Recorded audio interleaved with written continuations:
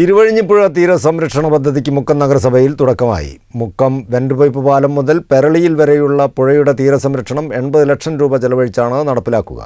സംസ്ഥാന സർക്കാർ 1 കോടി രൂപയുടെ ചെലവിൽ പദ്ധതി ആവിഷ്കരിച്ച് തൃക്കുടമണ്ണ ശിവക്ഷേത്രം തീർത്ഥാടന വിനോദസഞ്ചാര പദ്ധതിയുമായി ബന്ധപ്പെടുത്തിയാണ് ഇരുവഴിഞ്ഞി തീരസംരക്ഷണവും നടപ്പാക്കുന്നത്. ഇരുവഴിഞ്ഞിപ്പുഴ തീരസംരക്ഷണ പദ്ധതിക്കാണ് മുക്കം നഗരസഭയിൽ തുടക്കമായത്. മുക്കം വെന്റ് പൈപ്പ് പാലം മുതൽ പെരളിയിൽ വരെയുള്ള പുഴയുടെ തീരസംരക്ഷണം 80 ലക്ഷം രൂപ ചെലവഴിച്ചാണ് നടപ്പിലാക്കുന്നത്. കാലവർഷത്തിൽ ഇരുവഴിഞ്ഞിയുടെ തീരങ്ങൾ ഇടിഞ്ഞ് പുഴയെടുക്കുന്ന അവസ്ഥയാണ് നിലവിലുള്ളത്. സംസ്ഥാന സർക്കാർ 1 കോടി രൂപയുടെ ചിലവിൽ പദ്ധതി ആവിഷ്കരിച്ച തൃക്കുടമണ്ണ ശിവക്ഷേത്രം തീർത്ഥാടന വിനോദസഞ്ചാര പദ്ധതിയുമായി ബന്ധപ്പെടുത്തിയാണ് വെന്റ് പൈപ്പ് പാലം മുതൽ പെരളിയിൽ വരെയുള്ള ഭാഗത്തെ ഇരുവഴിഞ്ഞി തീരസംരക്ഷണം നടപ്പാക്കുന്നത്.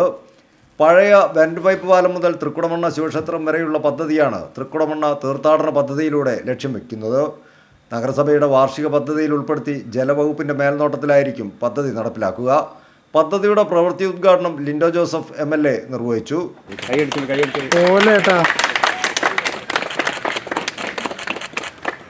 നഗരസഭാ സ്ഥിരം സമിതി അധ്യക്ഷ പ്രജിത പ്രദീപ് അധ്യക്ഷയായിരുന്നു.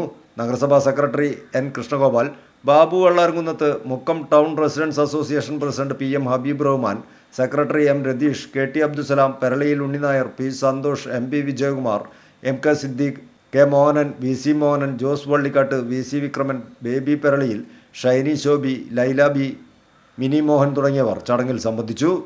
News bureau, Mukkam.